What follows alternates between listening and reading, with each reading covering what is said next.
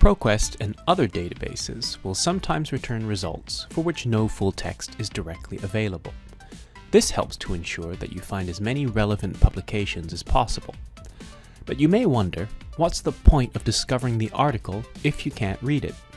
Well, first of all, the library might have access to the article in a different database or even in print. And if we don't, in most cases, we can get you a copy through something called Interlibrary Loan. Look for the Find It at HKBU button.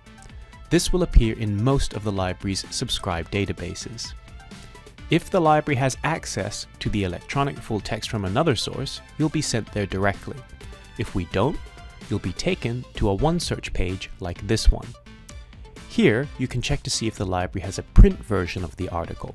In this case, the library has printed editions of the journal up until 2005, but the article we need was published in 2007, so no full text. If you determine that the library does not have the article, you can place an ILL request. Make sure that you are logged into OneSearch, otherwise you will not see the request option. Then, log in to the ILL system. You will need to complete a brief registration if this is your first time making a request. The article details will be automatically filled into the form. You can then place the request after agreeing to the copyright statement. In many cases, we will be able to get the article for you after 3 working days. If we need to approach an overseas library, it may take longer.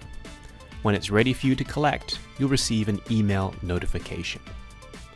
So, remember, don't give up if the library doesn't have the full text of a useful article. Place an ILL request and we can get it for you. If you need any help, don't hesitate to ask a librarian.